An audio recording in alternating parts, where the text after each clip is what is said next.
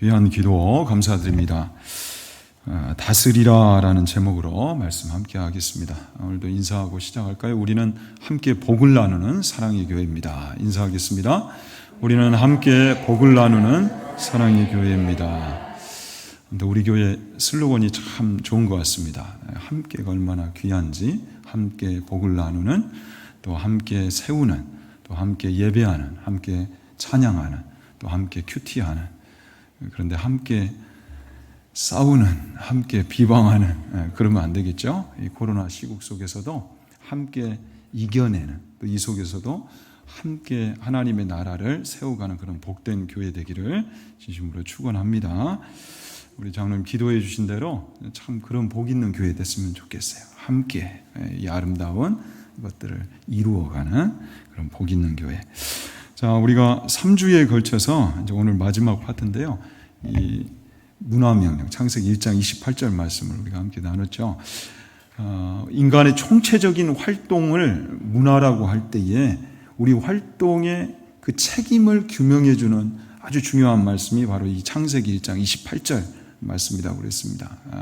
하나님이 우리 인간을 창조하신 후에 가장 먼저 주신 말씀이고, 또 죄로 잃었던 하나님의 형상을 회복한 우리 그리스도인들이 남은 삶을 그러면 어떻게 사는 것이 잘 사는 삶일까 할 때에 우리 삶의 목적과 방향을 또 규정해 주는 아주 중요한 말씀이 이 창세기 1장 28절 말씀이다.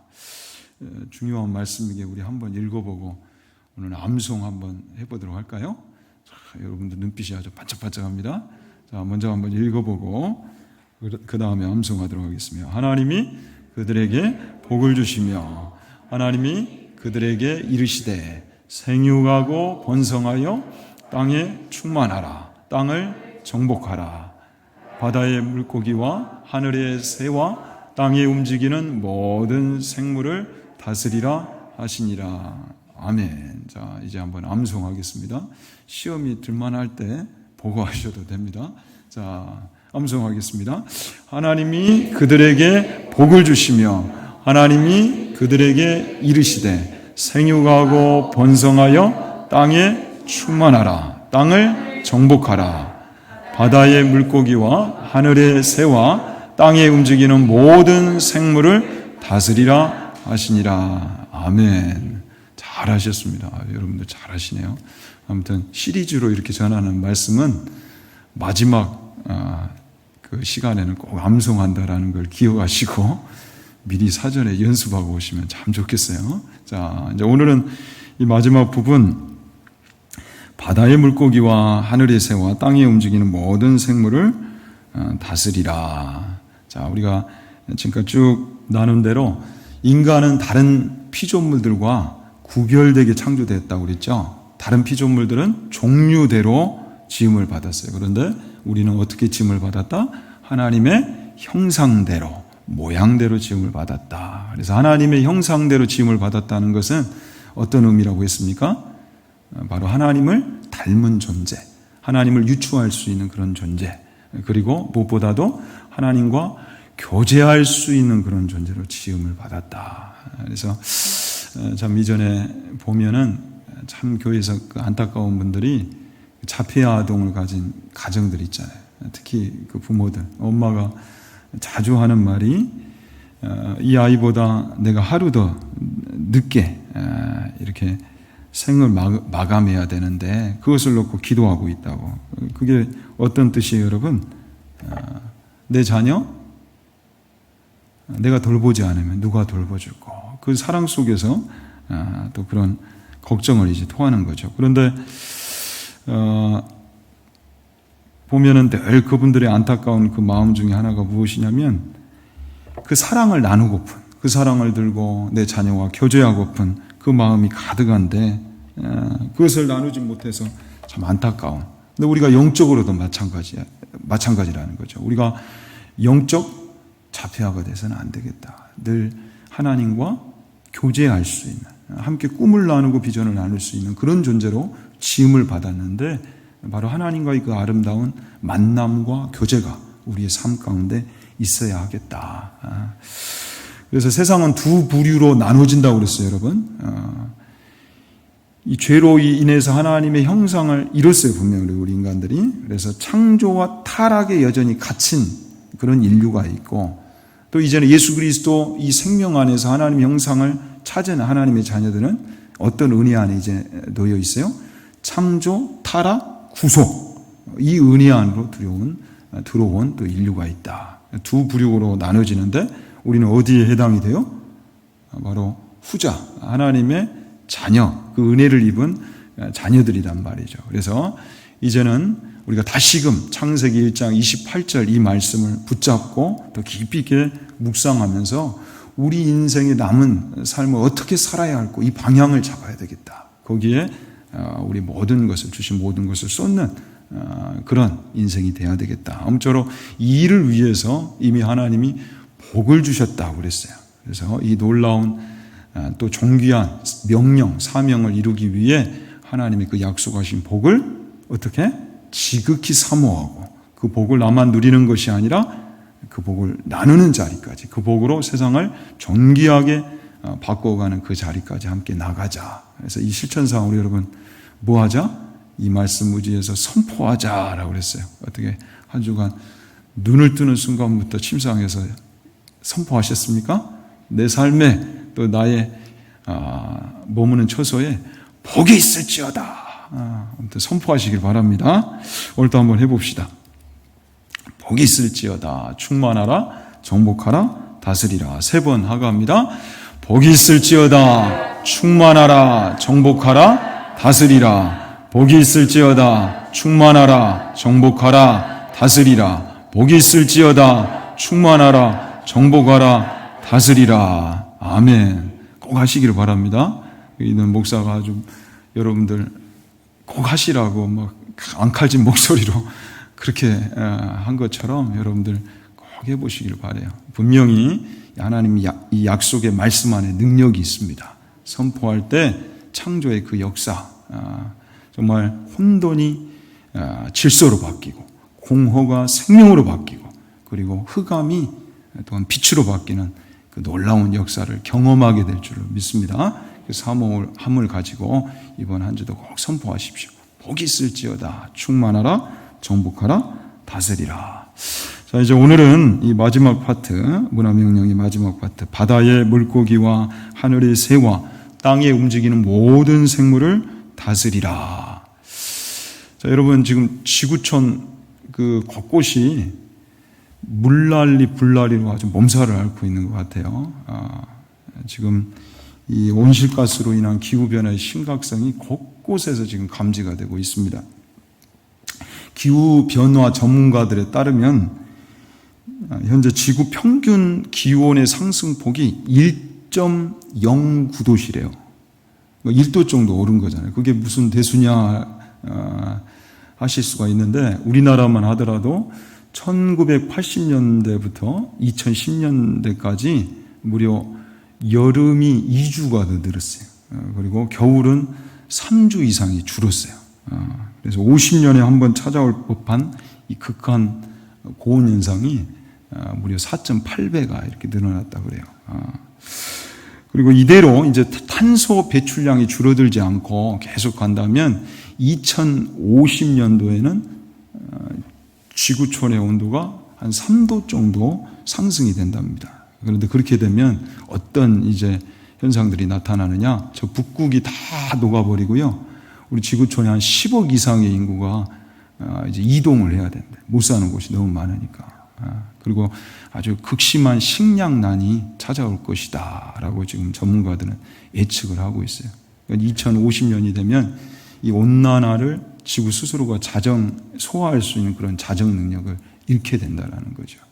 굉장히 지금 위기가 우리 앞에 다가왔어요. 그래서 2007년도에 그린란드 빙상을 연구했던 그 연구팀이 발표를 했는데 심각한 이 3도 시나리오라는 연구 발표를 했어요.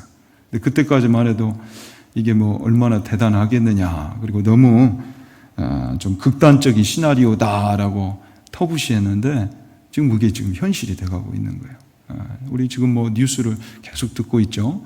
지중해 연안, 터키, 그리스, 이태리 이쪽에서 또 산불이 꺼지지가 않고 또 미국 캘리포니아, 또 시베리아 그 넓은 땅에 지금 산불이 계속 타고 있는데 이 산불로 인해서 배출되는 탄소량이 무려 3억 4,300만 톤이라고 합니다. 이게 어느 정도 양이냐?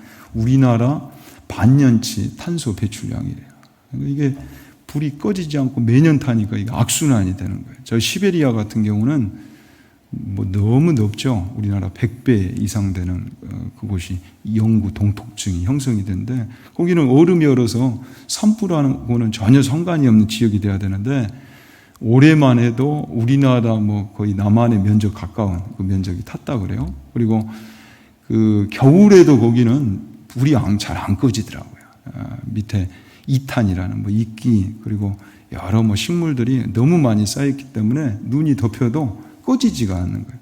그리고 더 이 시베리아 지역은 심각한 게 우리 지구 전체 대기권의 탄소량보다 이 시베리아 땅 속에 묻힌 탄소량이 무려 2배가 더 넘게 그 안에 있다고 그래요. 그러니까 영구 동토층이 높게 되면 어떻게 돼요?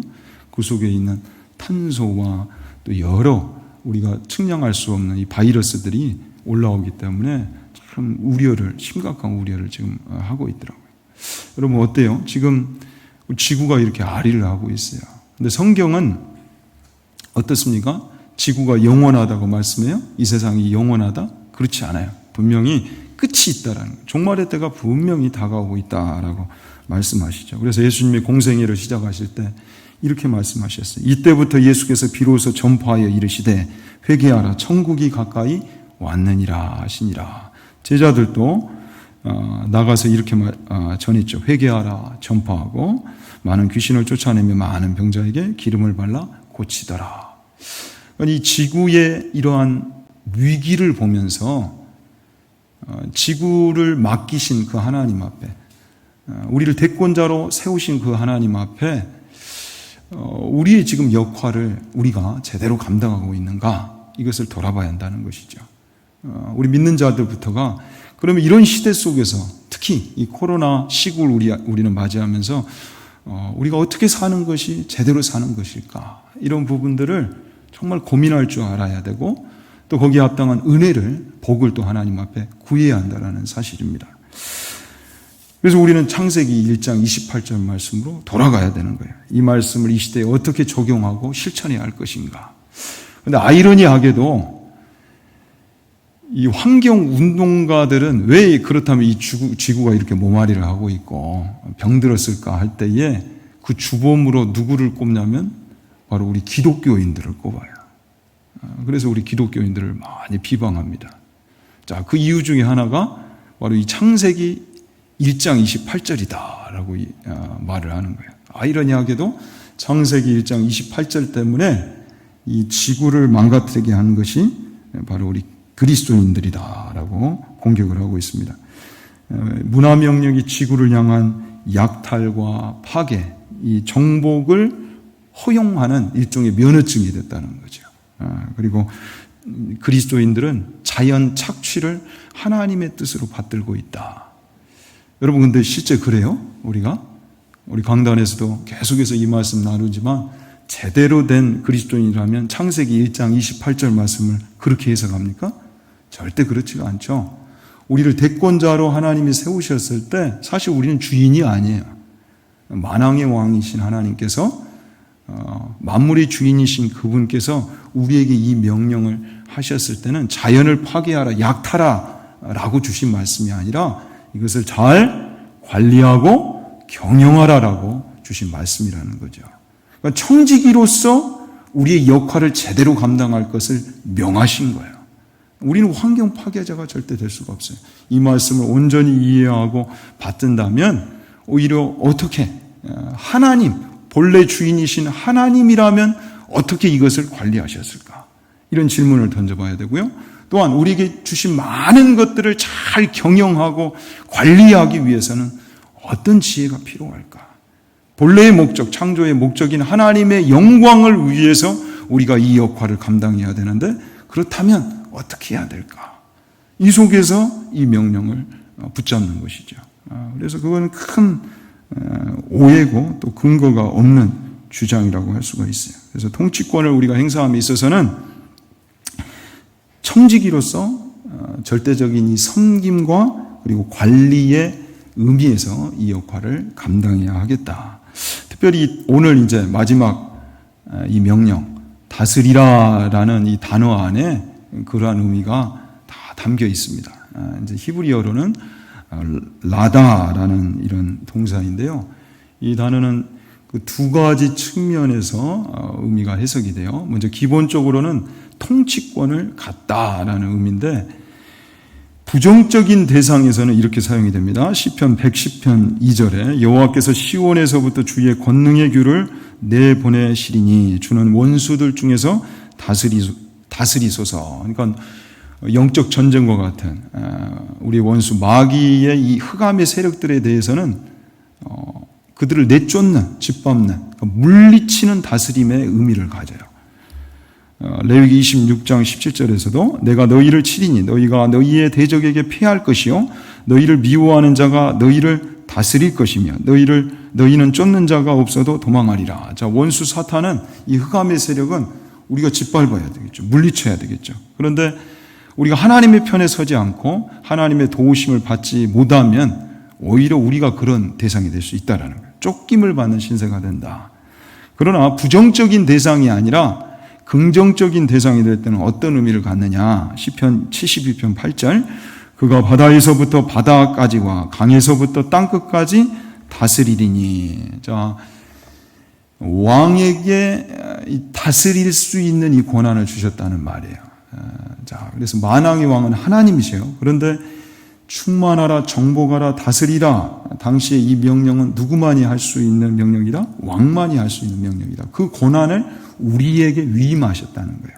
그렇다면 우리에게 맡기신 모든 것을 우리는 선한 대상이기 때문에, 그것은 긍정적인 대상이기 때문에 어떻게 해야 된다는 거예요? 잘 관리하고 경영해야 되겠다. 그래서 이 물리치는 다스림의 의미가 있지만 오늘 창세기 1장 28절을 통해서 우리에게 주신 다스리라라는 이 명령은, 이 복은 잘 관리하고 또한 경영하는 바로 그 다스림이다. 그러니까 우리에게 주신 많은 것들을 여러분 어떻게 해야 되겠어요? 청지기로서 잘 관리하고 경영해야 하는 것이죠. 어떤 목적을 가지고? 하나님의 영광이라는 그 목적을 가지고 잘 관리하고 다스려야 되겠다. 아무쪼록 이 은혜가 우리의 삶 가운데 가득하기를 진심으로 축원합니다. 자, 그러면 어떤 영역을 우리가 잘 관리하고 다스려야 할까? 이 다스림의 은혜를 가지고 나아가야 하는 영역에는 무엇이 있을까? 많은 것들이 있겠죠. 그런데 오늘은 한 5가지만 이렇게 함께 나눠보도록 하겠습니다.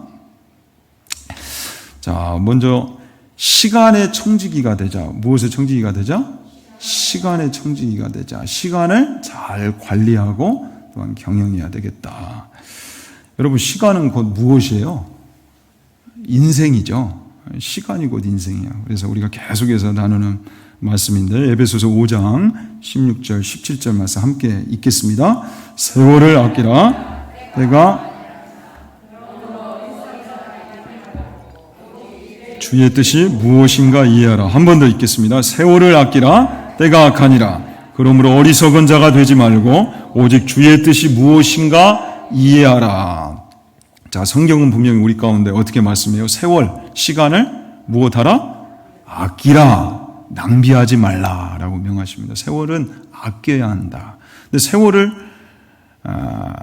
아끼지 않으면 어리석은 인생이 되는데, 어리석지 않은 인생이 되기 위해서는 또 시간을 낭비하지 않고 아끼기 위해서는 어떻게 해야 된다? 주의 뜻이 무엇인지 이해한다는 것이죠. 그래서 주의 뜻이 무엇인지 알려면 우리는 어디로 돌아가야 되겠어요? 하나님의 말씀으로 돌아가야 되겠죠. 그 주님의 말씀을 붙들 때 온전한 분별력을 갖기 때문에. 그래서 여러분, 이 아끼라, 엑사고라조라는 이 헬라어는 구속하다, 건져내다, 그런 뜻을 갖는다고 그랬어요. 유한한 세월, 죽어가는 시간을 영원의 세월로, 또 생명의 시간으로 건져 올리기 위해서는 그 도구가 무엇이라는 거예요? 하나님의 말씀이라는 거예요. 하나님의 말씀으로 우리의 생명을 건져 올려야 된다는 거예요. 이것이 바로 우리가 하나님의 말씀을 붙잡는 이유고요. 또 큐티 생활하는 까닭이 되는 것이죠. 하나님의 말씀이 그래서 중요한 거예요. 우리 시간을 절대 낭비해서는 안 되는데 말씀으로 살아가는 세월만이 남는다는 거예요. 남는다. 그게 영혼의 시간으로 쌓여진다는 거죠. 시간이 너무도 중요한데 말씀을 배제한 시간은 이 땅에서는 인정받을지 몰라도 하늘에서는 쌓여지지 않는 시간이라는 사실이죠. 그래서 말씀이 중요한 것입니다. 고린도서 4장 5절에도 외인에 대해서는 지혜로 행하여 세월을 아끼라. 믿지 않는 자들, 이 외인에 대해서는 또 지혜롭게 행동하래요. 왜냐하면 여기서 세월을 아끼라 이거는 시간을 기회되게 하라 그런 뜻인데 이 시간이 또 너무도 귀한 기회가 되기 때문이라는 거죠. 그래서 우리 믿는 자들의 시간은요 나만의 것이 아니에요. 왜냐하면 하나님이 우리에게 이 영생의 복음을 맡기셨기 때문에 이 복음을 어찌하든지 증거할 수 있는 기회를 우리가 만들어야 된다는 거예요. 그래서 여러분 금 중에 가장 귀한 금이 무엇이에요? 황금이 아니라 또한 현금이 아니라 무엇이다? 지금이다. 지금 우리가 이 생명의 복음을 증거할 수 있는 그 기회로 시간을 만들어야 한다는 거죠. 이 코로나 시국 속에서도 마찬가지예요, 여러분. 이 코로나 시국 속에는 전도할 수 없다? 그건 누가 준 생각입니까? 아니에요, 여러분. 이 코로나 시국 속에 전도해야 할 대상들이 있어요. 지금 누구보다도 우리 가족들끼리는 그래도 모일 수 있기 때문에 불신 가족들과 계속 그들과 대화하고 많은 시간을 갖지 않습니까? 내 눈앞에 보이는 가족을 전도하지 않고 누구를 전도하겠다는 거예요. 그래서 하반기에는 정말 우리 불신 가족들 또 방학신자들을 정말 전도할 수 있는 기회로 만들어야 돼요. 그게 시간을 아끼는 거예요, 여러분. 너무 중요한 부분이에요. 누가복음 12장 35절 37절에 그래서 주님이 당시 이 혼인 문화, 결혼 문화를 가지고 이렇게 말씀합니다. 허리에 띠를 띠고 등불을 켜고 서 있으라. 너희는 마치 그 주인이 혼인집에서 돌아와 문을 두드리면 곧 열어주려고 기다리는 사람과 같이 되라. 주인이 와서 깨어있는 것을 보면 그 종들은 복이 있으리로다. 그래서 영적으로 우리가 깨어있어야 돼요. 근데 깨어있다라는 것은 시간을 낭비하지 않는 것이라는 거죠. 이 시간을 생명의 시간으로 바꾸어내는 것, 주님을 늘 예비하는 그 시간으로 만들어가는 것이 그것이 바로 칭찬받는 종의 모습이라는 거예요. 그런데 47절에 이러한 주인의 뜻을 알고도 준비하지 아니하고 그 뜻대로 행하지 아니하는 종은 어떻게 될 것이다? 많이 맞을 것이다, 여러분. 우리 천국에 들어가서 맞을 수 있어요. 혼날 수 있다라는 거예요. 야, 너에게 진짜 그렇게 놀라운 복음을 맡겼는데 그거 다 쓰지 않고 왜 그렇게 시간을 낭비하다고 왔냐? 왜 이렇게 시간을 낭비하다고 왔어? 이런 꾸중을 들을 수 있다는 사실이죠. 그러면 주님의 말씀이에요. 시간을 아껴야 돼요. 시간을 기회되게 해야 되겠다. 두 번째, 그리고 이 시간의 청지기로서 우리가 시간을 잘 관리하기 위해서는 여러분, 그래서 한 가지 더 우선순위 인생을 살아야 되겠다. 여러분 너무 작은 것에 사소한 것에 목숨 걸지 마세요. 그러니까 무엇이 중요한지를 알고 거기에 시간을 쏟는 꼭 그런 삶을 살기를 바랍니다. 그것이 바로 시간을 잘 관리하고 경영하는 것이다. 시간은 모두에게 공평하게 주셨어요. 24시간은 일하는 시간, 누구에게는 15시간, 23시간 이렇게 주신 게 아니라 모두에게 동일하게 주셨는데 그 시간을 어떻게 활용하고 가꾸느냐에 따라 우리 인생이 달라지는 거예요. 자, 두 번째는 물질의 청지기. 자, 물질을 어떻게 관리하고 그러면 또 경영해야 할 것인가. 마태복음 6장 24절 25절 우리 33절 말씀 함께 읽도록 하겠습니다. 한 사람이 두 주인을 섬기지 못할 것이니 호기를 미워하고 저를 사랑하거나 호기를 중히 여기고 저를 경히 여김이라.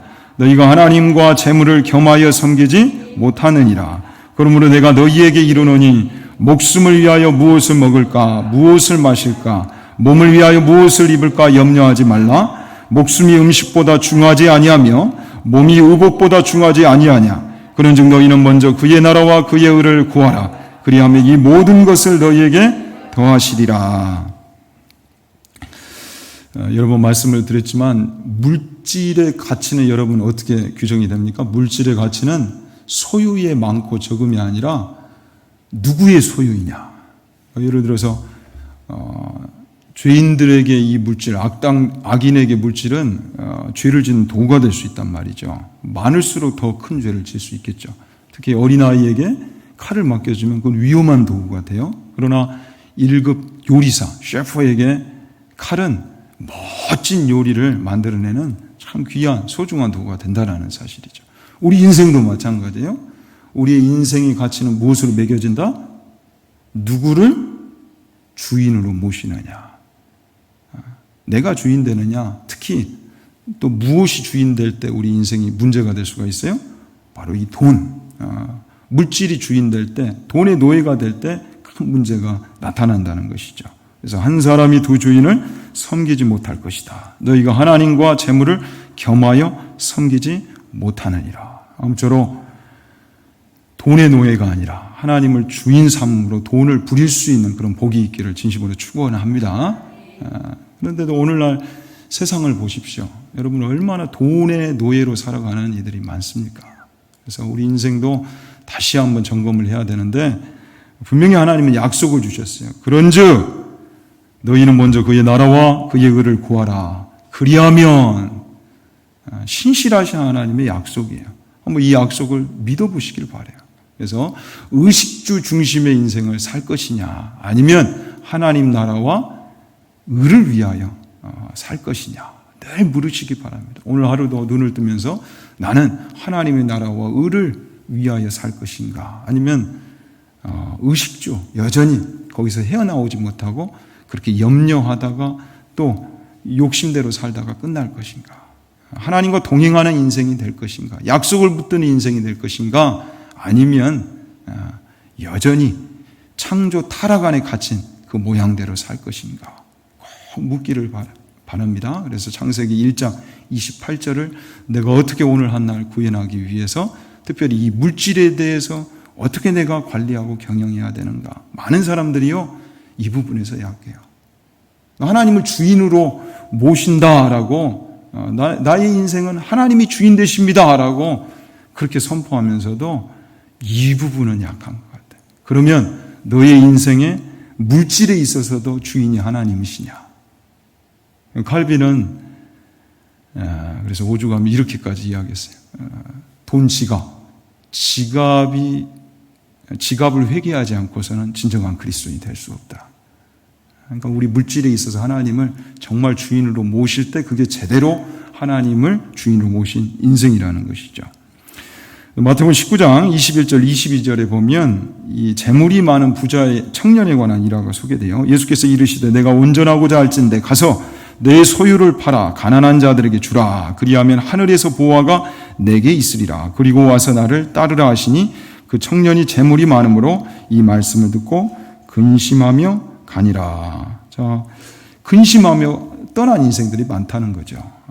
하늘에서 보화를 쌓는 인생, 그러니까 땅의 것을 투자해서 하늘에 보화 되게 해야 되는데 여전히 땅의 보화만 쌓다가 가버린 인생들이 많다. 물질의 주인으로 하나님을 모시기 싫으니까 근심하다가 떠나버린 그렇게 끝나버린 인생들이 많다라고 말씀합니다. 그래서 우리가 이 물질에 관해서는 물질이 굉장히 중요한데 이 물질에 관해서는 어떻게 잘 관리하고 또한 경영을 할 것인가 할 때에 간단하죠. 물질의 주인을 하나님으로 모시고 잘 그 하나님을 주인으로 모신 인생답게 잘 벌고 잘 쓰면 되는 거예요. 자, 어떻게 하면 된다? 잘 벌고 잘 쓰면 된다. 돈이 누구의 소유냐라는 게 중요하다고 그랬죠. 그런데 잘 벌고 잘 쓰는 건 어떤 건가 할 때에 불이하게 벌면 안 되겠죠. 정당하게 벌고 규모 있게 써야 돼요. 규모 있게. 근데 어떻게 사용하는 게 규모 있게 사용하는 것인가? 특별히 요한일서 3장 17절 18절의 말씀대로 우리가 사용했으면 좋겠습니다. 함께 읽죠.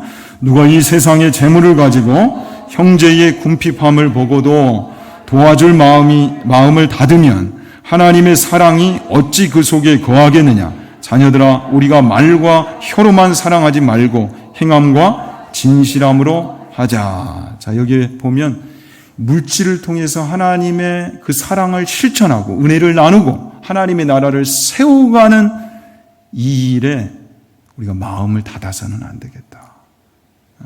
그런데 이 돈에 대한 애착, 욕심 때문에 마음을 닫을 때가 많다는 거예요. 근데 마음을 일단 열라는 거예요. 마음을 열고 거기서 멈추는 것이 아니라 실제 행함으로. 사랑을 나눈다 할 때 정말 물질을 나누느냐, 이것을 한번 점검해 보라는 거예요. 그리고 주는 자가 복이 있고 하나님은 더 채우시겠다고 그러는데 실제 하나님은 그 약속의 손길을 펼쳐주시는가를 경험해 보라는 거예요. 그 은혜를 위해서 복을 구하라는 거예요. 아무쪼록 이 물질에 관해서도 우리가 아름다운 청지기 될 수 있기를 진심으로 축원합니다. 자, 세 번째로는 무엇의 청지기가 되자? 건강의 청지기가 되자. 참 하나님이 우리 가운데 맡기신 것들이 많이 있어요. 그런데 우리의 건강도 우리가 잘 지켜낼 줄 알아야 돼요. 특별히 이 육체는 영혼을 담는 그릇이라고 그러죠. 육체가 한번 망가져 보세요. 그럼 우리가 영적으로도 늘려요. 육체를 잘 가꾸는 것이 중요하고요. 특히 우리 육체는 기계가 아닙니다. 고장나면 그냥 부품 갈아 끼우듯이 교체하면 되는 그것이 아니라 생명의 그 수명이 있어요. 육체의 수명이. 그래서 잘 관리해야 되는 거예요. 이 지혜가 너무너무도 필요해요. 그래서 요한 3서 1장 2절에 사랑하는 자여 내 영혼이 잘됨 같이 내가 범사에 잘되고 강건하기를 내가 간구하노라. 그래서 하나님은 우리의 영혼이 건강할 뿐만 아니라 무엇도 우리 육체도 건강하기를 원하신다는 거죠. 우리의 육체가 강건해야 또 하나님의 일을 감당하기에 넉넉한 그런 힘이 있어요. 잠언서 4장 22절 23절 말씀 함께 읽습니다.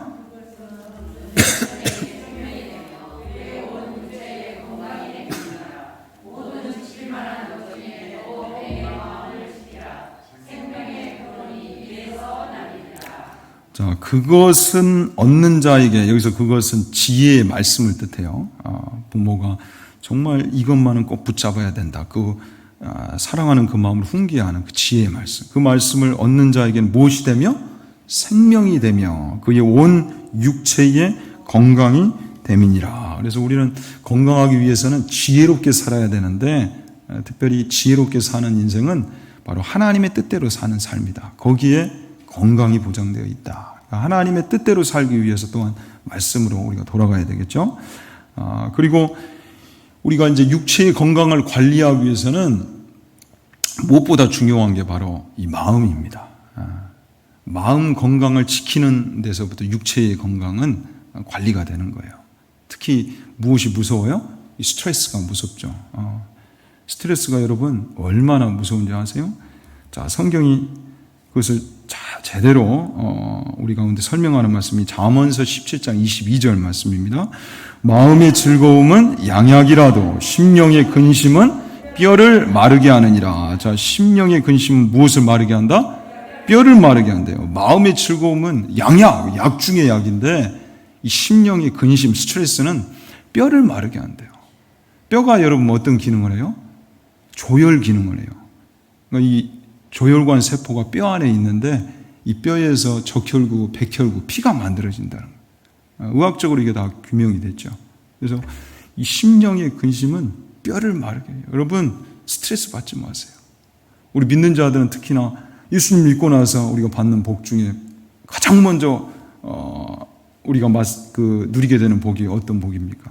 마음의 복이잖아요. 평안과 감사와 찬송과 또 건강한 열정이 우리 속에서 솟아나는 것 아니겠어요? 그리고 그리스도인들은 어둡게 살아서는 안 돼요. 밝게 살아야 되는 거예요. 이 코로나 시국 속에서도 예수 안 믿는 사람들이 어떻게 너는 얼굴빛이 그렇게 다르냐? 왜 다르냐? 도대체 너의 마음속에는 무엇이 있기에 이 속에서도 소망이 있느냐? 이런 의아심을 가져야 된단 말이죠. 밝아야 돼요. 예수 믿는 자들이 들어가는 곳마다 흑암의 권세가 물러가고요. 밝은 빛이, 그 광활한 빛이, 하나님의 영광의 빛이 도래돼야 할 줄로 믿습니다. 밝아야 돼요.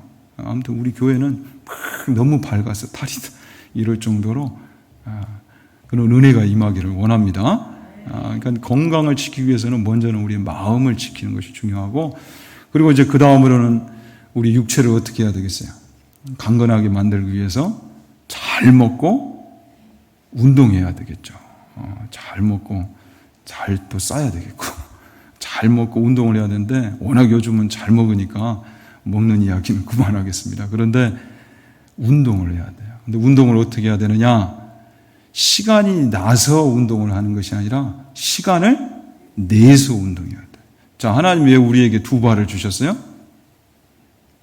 예? 하나님 왜 우리에게 두 발을 주셨어요? 그걸 몰라요? 하나님 왜 우리에게 두 발을 주셨어요? 걸으라고. 걷고 뛰라고. 근데 왜 안 걸으세요? 걸어야 돼요. 여러분, 하루에 30분 이상만 걸으면 사망 위험률이 40%가 줄어든답니다. 그리고 5년 이상을 더 산대요. 그러니까 우리가 어떻게 해야 되겠어요? 열심히 걸어야 되겠죠. 열심히 걸어야 돼요. 건강 관리를 잘 해야 돼요. 그것이 또 우리에게 이 육체를 맡기신 하나님 앞에서의 또 감당해야 할 몫이다. 그리고 무엇보다도 중요한 것이 이 맡기신 육체를 어떻게 갖고 와야 되겠다? 거룩하게 갖고 와야 되겠다. 로마서 12장 1절 말씀 함께 읽습니다. 그러므로 형제들아 내가 하나님의 모든 자비하심으로 너희를 권하노니 너희 몸을 하나님이 기뻐하시는 거룩한 산 제물로 드리라. 이는 너희가 드릴 영적 예배니라. 하나님은 우리 인생을 사용하실 때에 이 인생이 얼마나 크고 작느냐 보다도 더 중요하게 여기시는 것은 우리 인생이 얼마나 거룩하냐, 깨끗하냐를 보시는 겁니다. 그러니까 우리의 육체가 건강하는 부분에 있어서도 우리 육체를 어떻게 해야 되겠다? 거룩하게 가꿔야 되겠다. 로마서 6장 13절의 말씀처럼 우리 육체가 불의의 무기, 불의의 병기가 아니라 의의 병기, 의의 무기가 될 수 있도록 그렇게 해야 되겠다. 아무쪼록 또 건강을 잘 지켜서 우리의 영혼을 담는 이 육체가 아무쪼록 우리의 사는 날 동안에 참 역할을 잘 감당할 수 있는 그런 은혜가 있기를 다시 한번 축원합니다. 네 번째는 재능의 청지기가 되자. 베드로전서 4장 10절 말씀 우리 함께 읽습니다. 각각 은사를 받은 대로 하나님이 여러 가지 은혜를 맡은 선한 청지기 같이 서로 봉사하라. 자, 하나님은 우리 각자에게 은사를 주셨어요. 저마다 재능이 다 다르다는 거죠. 쉬운 성경으로 베드로전서 4장 10절 말씀을 읽어보면 하나님께서는 여러분 모두에게 성령의 선물을 허락해 주셨습니다. 또한 각자에게 특별한 다른 선물을 주심으로 하나님의 은혜를 알게 하셨습니다. 그러므로 하나님의 선물을 가볍게 여기지 말고 착한 종처럼 남을 돕는 일에 사용하십시오. 자, 하나님 우리에게 주신 은사를 가볍게 여기지 말래요. 그리고 분명히 꼭 여러분 확신을 가지시길 바랍니다. 우리 각자에게는 한 가지 이상 아무튼 하나님이 우리에게 맡기신 무엇이 있다? 은사가 있다. 재능이 있다. 이것을 꼭 기억하세요. 나는 재능이 하나도 없어요. 천만의 말씀요. 분명히 하나님이 적어도 한 가지 이상은 그래도 잘하는 거 하나를 장착해서 이 세상에 보내셨다. 저는 뭘 그러면 잘하나 가만히 말씀을 준비하다가 생각을 해보니까 저는 발촉이 좋아요. 발촉이. 뭔 말이냐. 저기 바닷가에 이렇게 막 돌들이 많잖아요. 그럼 남들은 그거 어떻게 안 넘어질까 막 이렇게 하는데 조심조심 걸어가는 그 바위 틈도 저는 거의 뛰어가도 안 넘어져. 왜 넘어지는지를 이해를 못 하겠어요. 그러니까 암벽 같은데 절벽도 막 뛰어다녀도 거의 안 잡아져요. 아마 제가 목회자가 아니었으면 전국의 이 암릉들을 클라이밍, 암벽 타기를 하면서 시간을 보내지 않았을까 생각이 들어져요. 근데 이 재능을 어떻게 목회로 좀 연결을 시켜볼까. 늘 이게 고민이야. 제가 이 고민을 털어놓으니까 저희 아내가 뒤에서 여보 10만이 목사가 한번 돼봐 그러더라고요. 그 알바 좀 한번 뛰어봐. 아무튼 우리에게 한 가지 이상 잘하는 거 다 주셨어요.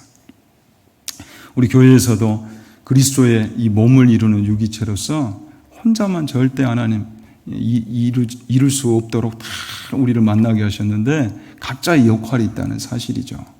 예배에 있어서도 주일날 예배를 드릴 때 저는 예배를 인도하고 설교를 해요. 나머지 모든 부분에서 우리 성도님들이 다 참여합니다. 청소부터 모든 세팅을 우리 성도들이 다 그것을 이루고 참여해요. 이게 얼마나 귀해요. 혼자 할 수 없어요. 그래서 하반기 우리가 은사 박람회를 이룰 때에 정말 우리가 손님이 아니라 주인으로서 이 교회를 우리에게 주신 재능과 은사, 달란트로 채울 수 있는 그런 아름다운 모습이 있기를 진심으로 축원합니다. 우리 청년들에게들 참 어찌 보면 잔소리를 제가 많이 하는데, 너는 청년의 때에 너의 창조주를 기억하라. 하나님을 속히 찾고 또 하나님을 상대하고 또 하나님과 함께 우리의 인생을 갖고야 하는 이유가 여기에 있는 것이죠. 그럼 내게 주신 재능은 뭘까? 그것을 발견하고 개발해야 되는데 우리 인생을 속히 그렇게 방향을 잡아야 된다는 사실이죠. 중요한 말씀이에요. 분명히 주셨는데 하나님이 왜 이 시대에 나를 보냈는가? 바로 이 창세기 1장 28절 창조의 존재의 그 목적, 분명히 그걸 주셨는데 그걸 발견하지 않고 사는 인생, 너무 안타깝다는 거죠.